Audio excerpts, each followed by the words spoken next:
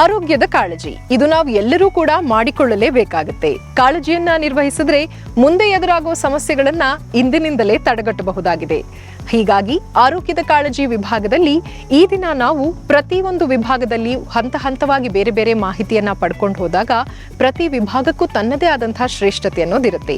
ಆಹಾರ ಕ್ರಮದಲ್ಲಿ ಹಣ್ಣು ತರಕಾರಿಗಳನ್ನ ಹೇರಳವಾಗಿ ಸೇವಿಸಿದ್ರೆ ಉತ್ತಮ ಅನ್ನೋದನ್ನ ಕೇಳಿರ್ತೀವಿ. ಇಂದು ಇಂಥ ಒಂದು ವಿಶೇಷ ತರಕಾರಿಯ ಉಪಯೋಗ ಏನಾಗುತ್ತೆ, ದೇಹಕ್ಕೆ ಯಾವ ರೀತಿ ಪೂರಕವಾಗಿ ಇದು ಚೈತನ್ಯವನ್ನ ತುಂಬುತ್ತೆ ಅಂತ ತಿಳಿದುಕೊಳ್ಳೋಣ.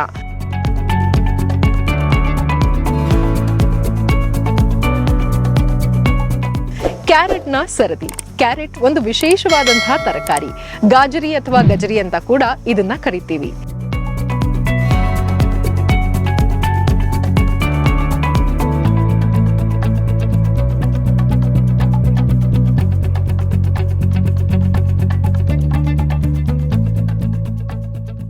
ಕ್ಯಾರೆಟ್ ಅದರಲ್ಲಿ ತನ್ನದೇ ಆದಂತಹ ಒಂದು ಪಿಗ್ಮೆಂಟ್ ನ ಹೊಂದಿರುತ್ತೆ.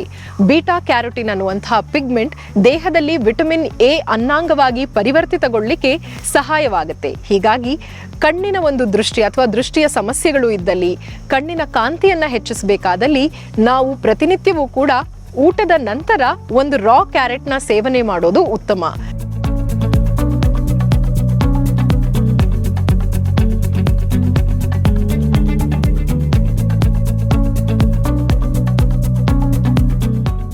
ಜ್ಯೂಸ್ಗಿಂತ ಹಾಗೆ ಹಸಿದಾಗಿ ಕ್ಯಾರೆಟ್ ಅನ್ನ ಸೇವಿಸಿದ್ರೆ ಮತ್ತಷ್ಟು ಉತ್ತಮ.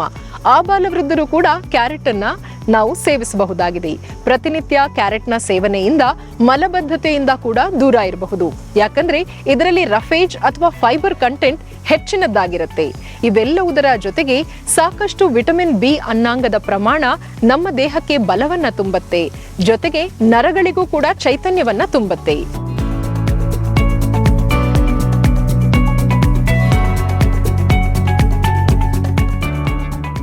ವಿಟಮಿನ್ ಬಿ1 ಅಥವಾ ನಾವು ಥೈಮಿನ್ ಅಂತ ಏನ್ ಹೇಳ್ತೀವಿ, ವಿಟಮಿನ್ ಬಿ6 ಅಥವಾ ಪೈರಿಡಾಕ್ಸಿನ್ ಅಂತ ಕರಿತೀವಿ, ಬಿ3 ನಯಸಿನ್ ಅಂತ ಕರಿತೀವಿ.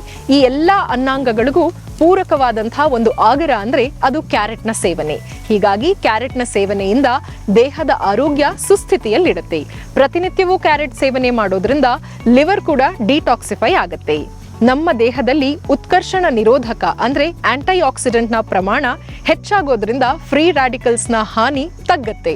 ನಮ್ಮ ದೇಹಕ್ಕೆ ಆಂಟಿ ಏಜಿಂಗ್ ಫ್ಯಾಕ್ಟರ್ ಆಗಿ ಕೂಡ ಕ್ಯಾರೆಟ್ ನ ಸೇವನೆ ಸೌಂದರ್ಯವರ್ಧಕವಾಗಿಯೂ ಕೆಲಸ ಮಾಡುತ್ತೆ.